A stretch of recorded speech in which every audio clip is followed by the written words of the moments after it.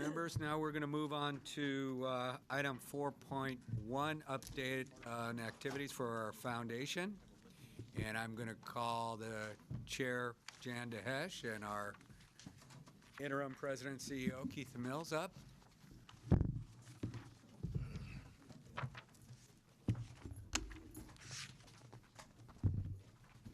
Good afternoon. Good afternoon.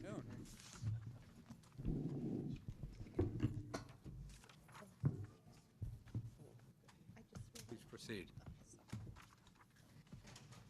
Good afternoon. Nice to see all of you again, and welcome, Lance. I'm glad to hear that everybody voted you on our board. They didn't want the job. There was a vigorous debate. Was it?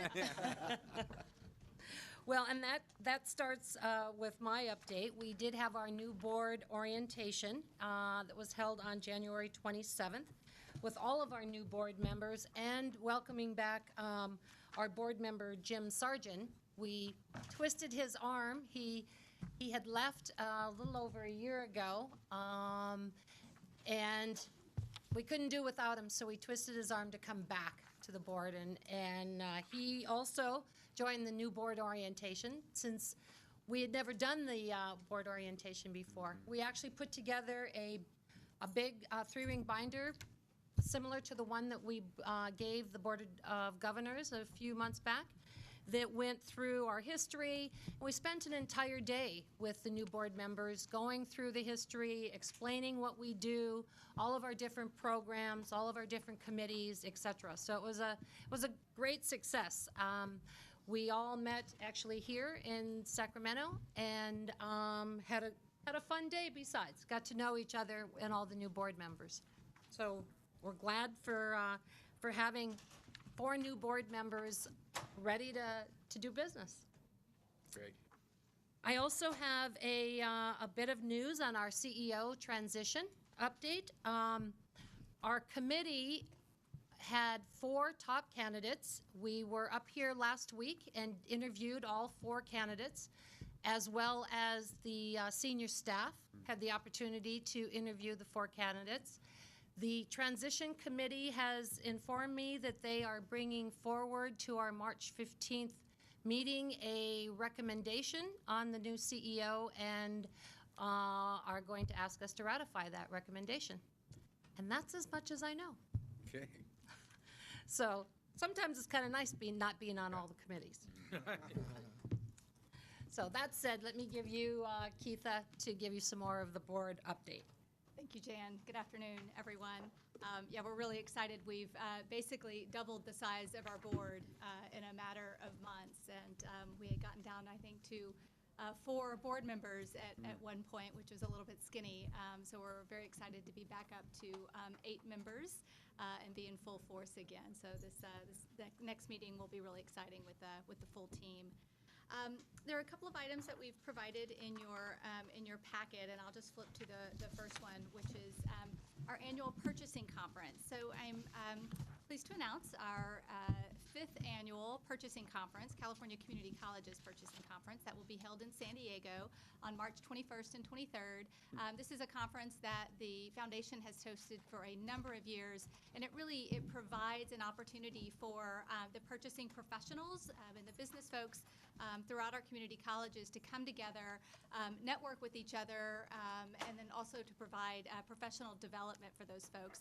It's also an opportunity for us to showcase our college buys offerings, to talk about kind of our total cost of ownership approach, to talk about the different bulk purchasing contracts that we offer, also to do roundtables and solicit other ideas and needs from this group as well. This is a conference that the foundation funds 100% of the costs. So in a time when budgets are being cut, travel budgets are being cut, this is a place where the foundation offers a service that says not only will we help provide professional development for you, but we'll pay for all of it. We pay for the travel and as well as the conference itself. We have a number of corporate sponsors that, as you might imagine, are interested in helping to sponsor this type of event, and that helps offset the cost as well. So really proud of this event. The flyer that we've included in your package outlines a couple of different opportunities. If you're in the neighborhood, if you're in San Diego on the 21st or 22nd of March, we'd love to have you come by. There's an opening reception at World Famous Restaurant the evening, Wednesday evening. And then there's two different opportunities on Thursday. One is a really fun sort of lunch cruise. The Catamaran Resort has a little paddle wheel boat where we all load up on the boat, have a nice lunch, and take a tour of the bay. And that's an opportunity that Jan generally takes advantage of and joins us. Yes, I'm no dummy. I make sure I get to the good things. And then there's, again, another networking reception that evening as well. So 3 different opportunities. If you're in San Diego and in the area, we would love to have you stop by and visit us. The next section in your packet outlines a new agreement that we've recently negotiated that, again, we're really excited about this new opportunity. And this outlines a new partnership between the foundation, the network of California Community College Foundations, and the Council for Advancement and Support of Education. And what this agreement provides is really kind of core to our mission and core to kind of one of our key objectives in our strategic plan, which is to really help enhance the effectiveness of our local college foundations. So what this partnership agreement does is really help provide increased benefits to our foundations, again, in the form of professional development opportunities, networking opportunities.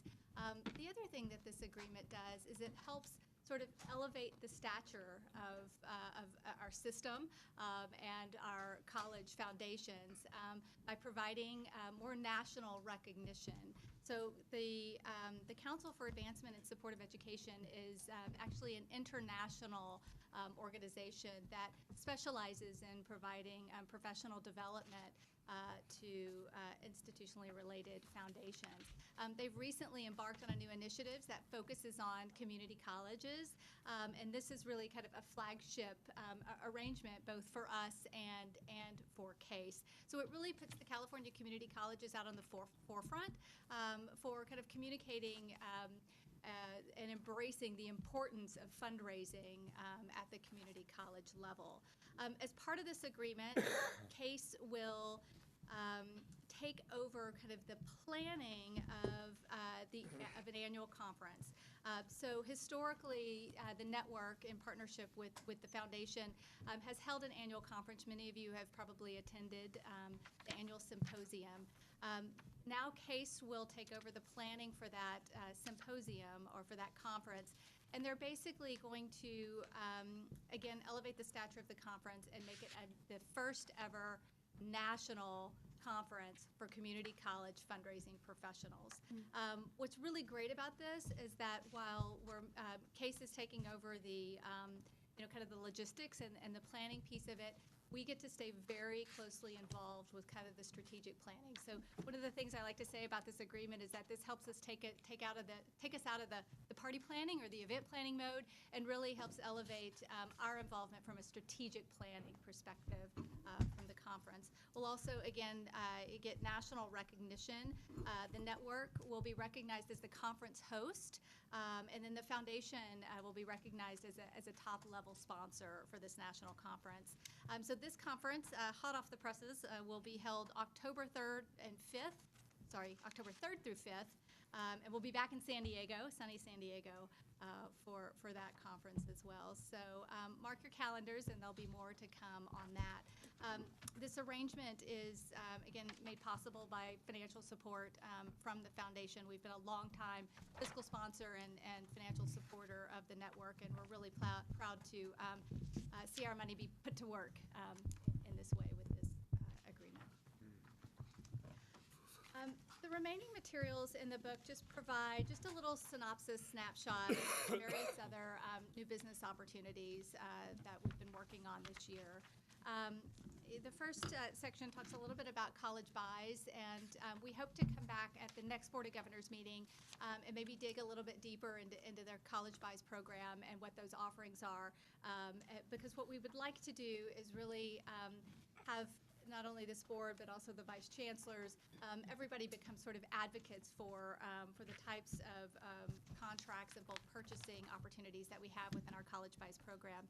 I was back there getting a little chill bumps as I was hearing the conversation about the textbooks, and to hear Member Ramos suggest that that would be a place where the foundation could get involved, and that's absolutely a place where the foundation can get involved. And quite honestly, it's really helpful for us when those types of ideas either bubble up at a college or bubble up at the Board of Governors level, because that really helps give us sort of permission to go out and investigate and help kind of convince the colleges that this is a place where the foundation can help benefit the system. As we all know, our decentralized system is very autonomous, and so while we have a number of contracts that do provide great value to the system, it is still up to us to market those contracts and services and get the word out on the value. So we hope to be back at the next board meeting to talk to you guys a little bit about that.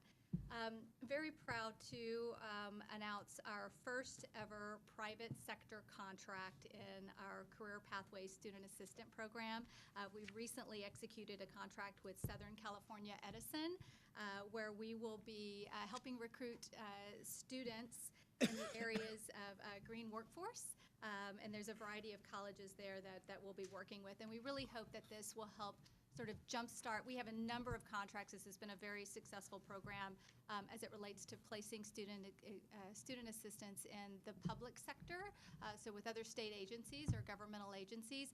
We hope that this contract with Southern California Edison will help sort of jumpstart our efforts as it relates to trying to get into the private sector. So we're really excited about that. I know you guys are all very interested in what's happening with our Veteran Services proposal that's been outstanding with JP Morgan. We're getting closer and closer. So we hope to have a decision by late April. Because this is a national initiative by JP Morgan, they are involving their folks out of their corporate office in New York. And so we have a conference call with those folks planned in the next week or so, and then it'll go to the board. We did receive feedback from our representative here in California.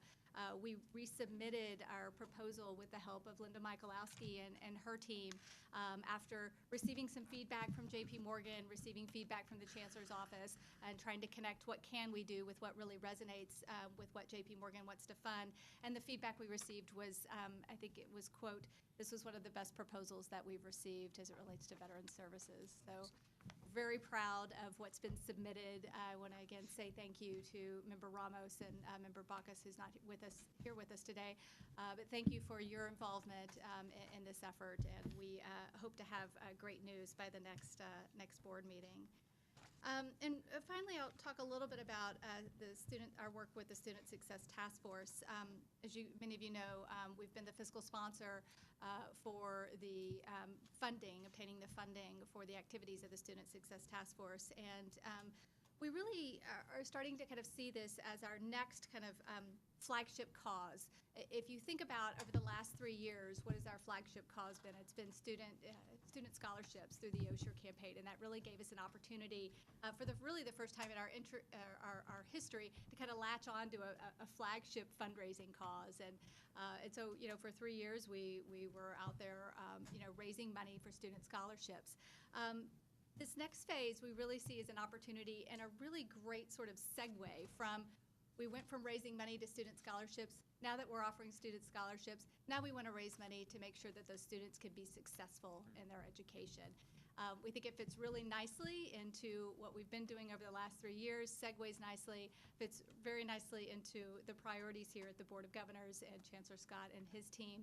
And we stand, ready and very excited about the opportunity to help fund some of these initiatives as they move into implementation that we'll need funding for. I think you guys will hear this afternoon that while not all the initiatives need funding, most of them will.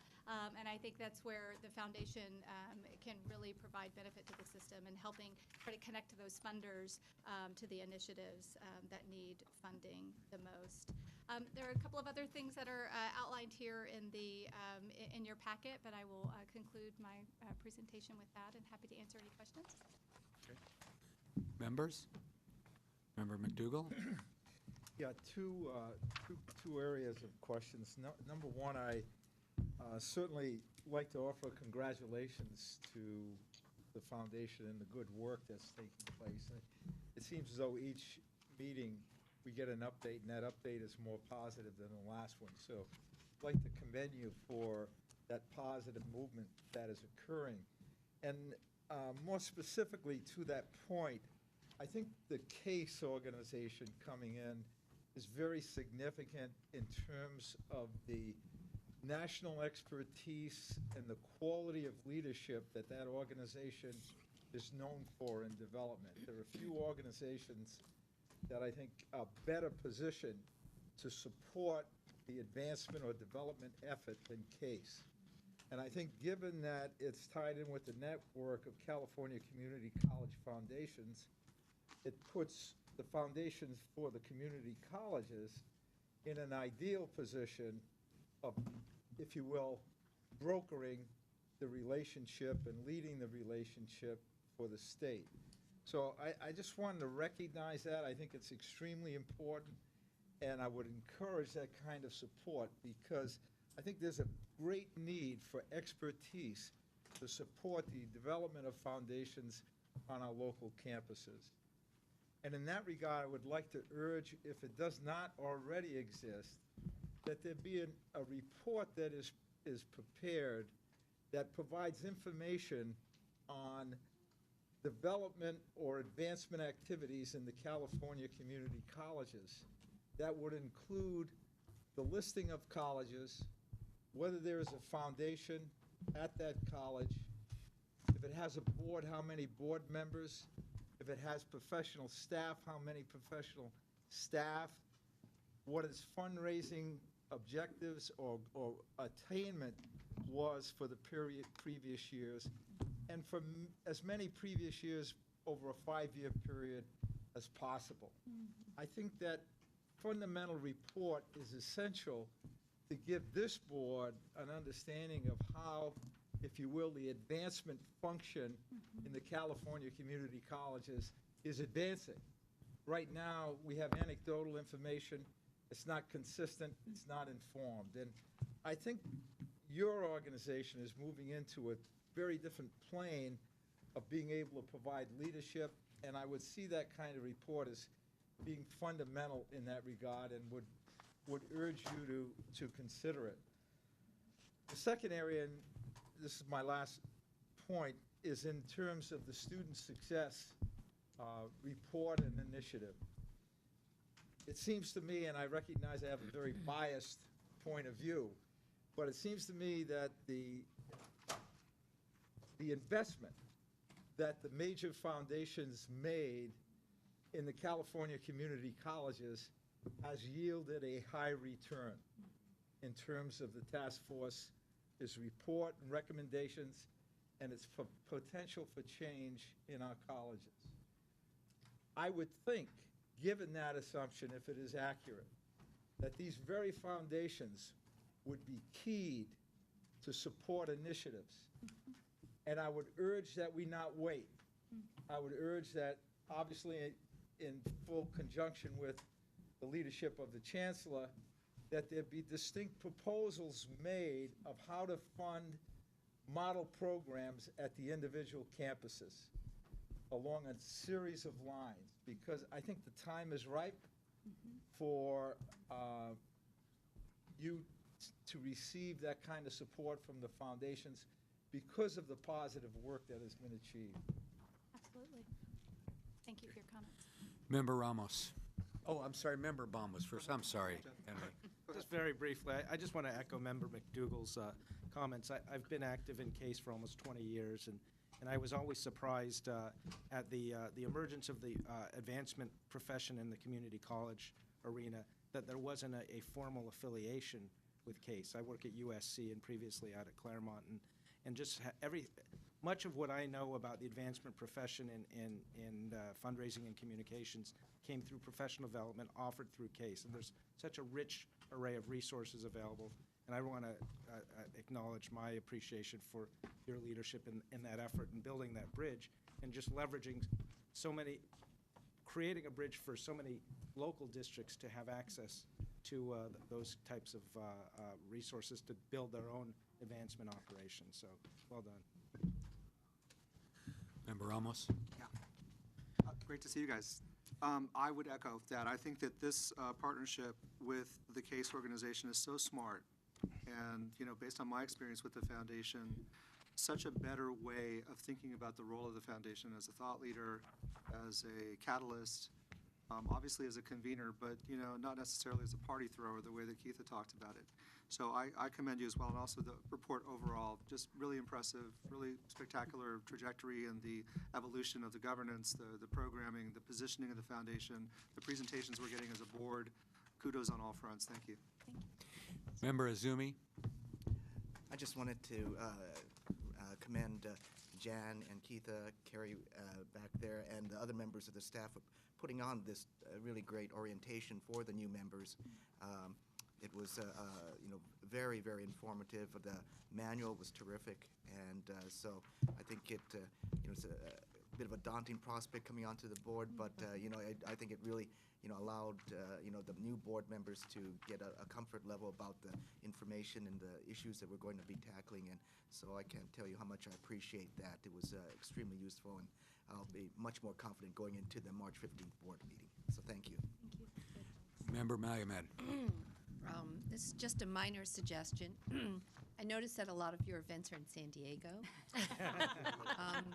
And I happen to live in Long Beach, which is another convention city, so I'd like to just make a little plug. We do have boat rides around ports and beaches.